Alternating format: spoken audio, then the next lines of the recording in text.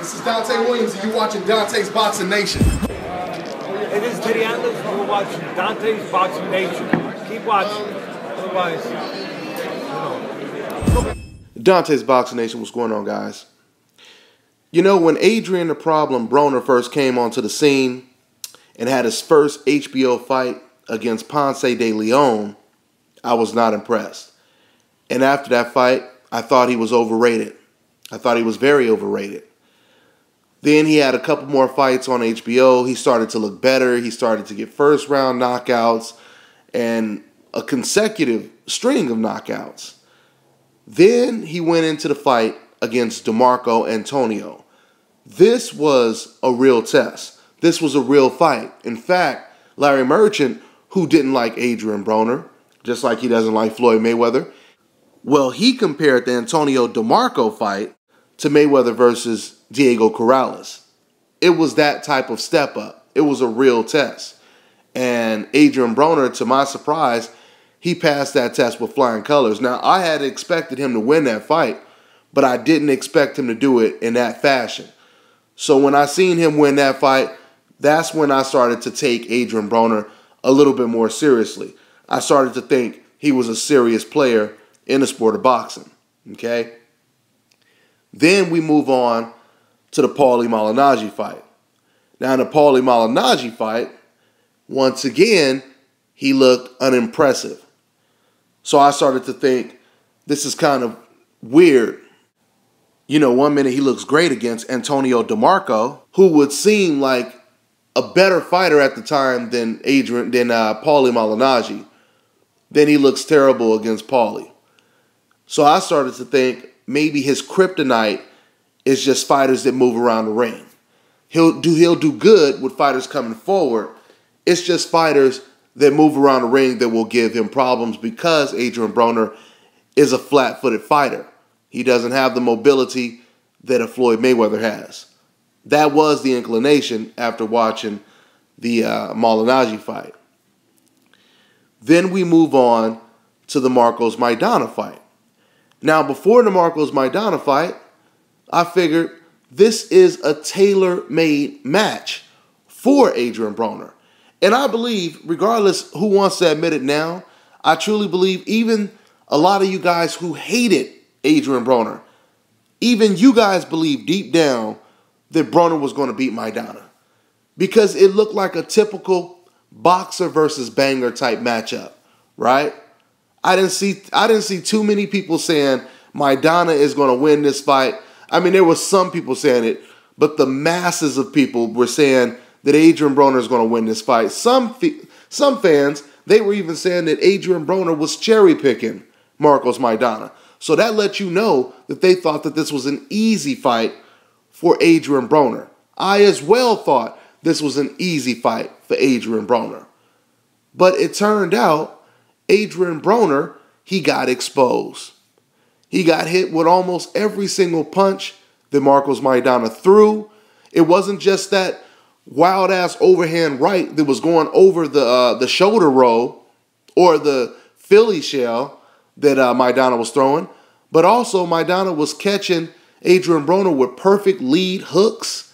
Almost everything he threw, he was catching Adrian Broner with. And it was so shocking to me because Adrian Broner looked so defensively responsible when he was fighting against DeMarco Antonio. Not only that, but DeMarco Antonio was much taller than him, and he was a southpaw. And it makes one ask the question, how does Adrian Broner go from being so defensively sound against DeMarco Antonio to looking like he has almost no defense against Marcos Maidana? Well, there was a couple reasons why he didn't look too good against Marcos Maidana. One reason was because of Marcos Maidana. Marcos Maidana, he had a very awkward type of offense, as Floyd Mayweather put it after he got in the ring with Marcos Maidana. He said that the guy is very awkward and he has a good jab. That's what Floyd Mayweather said. Now, going back to Adrian Broner. So at first, it looked like maybe Adrian Broner had problems with fighters that move around the ring. Now we know it's not just fighters that move around the ring. He also has problems with fighters, or some fighters, that stand right in front of him. So that definitely means that Adrian Broner, he has a lot of problems. So the big question is this the beginning of the end for Adrian the Problem Broner? And I would say yes, it is. I truly believe this is the beginning of the end for Adrian Broner, okay? And when I say the beginning of the end, that doesn't mean he's never going to win another world title, because he could possibly win another title. What I truly believe is this is not the first loss that we're going to see. And what it also means is I don't see Adrian Broner dominating anyone at the top of the 140-pound or 147-pound division. Shit, probably not even at 135. I mean, of course, we got Terrence Crawford at 135, and ain't no way he's beating Terrence Crawford at 135 or 140. You know, when it comes to a fighter like Andre Ward, Guillermo Rigo, Floyd Mayweather, these are fighters that you would pretty much pick them over anyone in the division, right? You would pick them to beat almost anyone in their division. But you can't say the same thing about Adrian Broner. When, you know, Adrian Broner, he's the type of fighter that anyone he goes in the ring with, it will most likely be a 50-50 fight, okay? Adrian Broner against someone like a Lucas Matisse, I believe Adrian Broner would possibly get knocked out or just lose that fight. It would be Marcos Maidana all over again. But Matisse, he's a little bit more smarter and has a better defense than a Marcos Maidana. So I don't see Adrian Broner beating any of these guys. Going back to the Carlos Molina fight, even that fight was not that impressive of a performance for Adrian Broner. Okay? Carlos Molina, he actually came into that fight, and Carlos looked really good in the first couple of rounds. He was catching Adrian Broner with flush shots, just like the shot you see in this picture you're looking at right here. These are the type of punches a lower caliber fighter like Carlos Molina was catching Adrian Broner with. So you can imagine how Adrian Broner would do if he steps up against the very best fighters in the division. Now, somebody sent me a message on my video I did about Leo Santa Cruz, how Leo Santa Cruz has been flip-flopping on deciding if he's going to fight Guillermo Rigo or not. We know that Guillermo Rigo is the champion, the real champion at 122. Leo Santa Cruz, he's also the undefeated champion at the same division. So it's only natural that Guillermo Rigo will want to unify the belts. But Leo Santa Cruz, he has no interest in getting in the ring with Guillermo Rigo. Now, this guy who sent this message, in a way, by him bringing up Adrian Broner in a video that was solely about Leo Santa Cruz and Guillermo Rigo, the assumption is he's trying to compare the two, right? What other reason would he bring it up in that video in particular?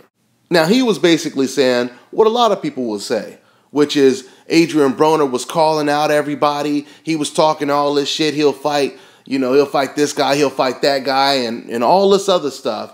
And look at him now. How come he's not fighting anyone now? Let me just go ahead and say this, guys.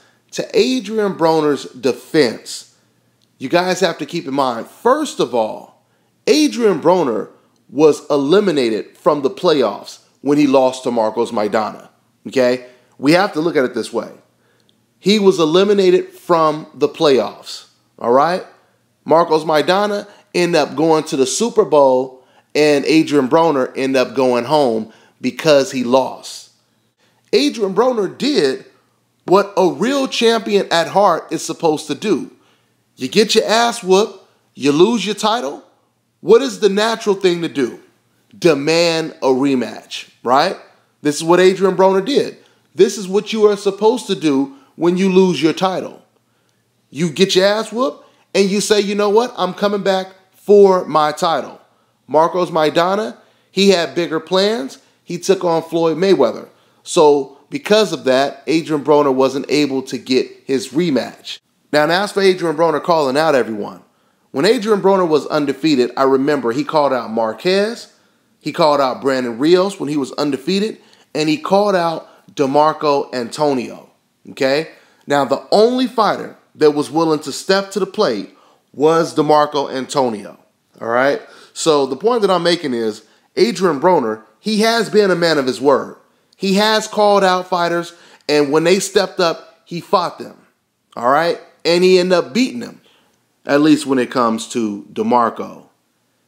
Now, since Adrian Broner lost to Marcos Maidana, he's obviously starting his season back over, right? He's starting his season back over, and now the talks are he will fight against Emmanuel Taylor. Now, first thing we need to realize is Adrian Broner is no longer a champion. Adrian Broner is no longer the guy on the top of the mountain that people want to knock off. Adrian Broner has already been knocked off the mountain, right? So my whole thing is, I don't understand why some people are talking about Adrian Broner as if he's Leo Santa Cruz, one of the undefeated champions in the division, or even some guy who's considered pound for pound one of the best fighters in the world. See, when Ruslan Provodnikov was calling out Juan Marquez, Marquez was still considered one of the best fighters pound for pound in the world. That is the difference. He had something that Ruslan wanted. And even though I say I don't understand why people are looking at Adrian Broner like he's the man to beat, I do understand. What it really comes down to is a lot of people personally are basing this off of emotion. They don't like Adrian Broner. And there's nothing wrong with not liking Adrian Broner. But just come straight out. Some of you guys have come straight out. Some people start off your message saying, I don't like the guy. I don't like the guy, so on and so forth. Well, if you're basing things off of emotion, there's nothing else to talk about. Because now we completely understand why you think the way you think. It's somewhat of a conflict of interest. You can't say I don't like someone and then continue to talk boxing, because it's no longer about boxing anymore. It's more about your emotions, okay? So the thing is, you have people who actually want Adrian Broner out of the sport. Just like you've heard people say, I want Floyd to retire. I want him out of the sport. It's the same thing with Adrian Broner, okay? They want the guy out of the sport. It's no longer about boxing anymore. It's about wanting this guy out of the sport. Now, when it comes to Adrian Broner fighting against Emmanuel Taylor, some people will criticize this fight. Some people are even trying to compare this fight to Danny Garcia versus Rod Soka. Let me tell you why you cannot compare this fight to Danny Garcia versus Rod Soka. Adrian Broner is fighting a guy who just came off of his biggest win. And that big win was over one of the biggest fighters in the division, which is Kareem Mayfield. Okay? Kareem Mayfield was expected to run right over Emmanuel Taylor. And Emmanuel Taylor ended up pulling off the upset. So, is this Adrian Broner versus Lucas Matisse? Of course not. But he is fighting against a guy coming off of a huge win over a big-name fighter in the division. Danny Garcia, on the other hand, he's fighting against a guy we've never even heard of. He's fighting against a guy who is not coming off of a large win, or a big win, I should say. So you can't really compare the two. This is a decent fight for Adrian Broner. I think this was a smart idea to put Adrian Broner's fight in his own hometown, Cincinnati, Ohio. Now, going back to Lucas Matisse for a second, I want you guys to also understand something. You guys can't have it both ways. You have to realize what Adrian Broner is doing is the same thing that Lucas Matisse is doing. After Lucas Matisse lost, he also took a fight that was somewhat of a soft touch against John Molina and didn't look extremely impressive in his fight either. Now, Adrian Broner, I'm sure he's easing his way to fighting against a big-name fighter. But like I told you guys before, this is the beginning of the end for Adrian Broner. So for those of you fans who hate Adrian Broner, don't worry. You guys are going to get what you want to see, which is another loss. Because another loss is definitely coming for Adrian Broner. So Adrian Broner, once again, he could possibly win some more titles maybe in the future. But no, if he steps up against top-notch opposition, he is going to struggle. Okay? I see no guarantee wins for Adrian Broner at the top of the division. And when I say division, I'm talking about 140 or 147.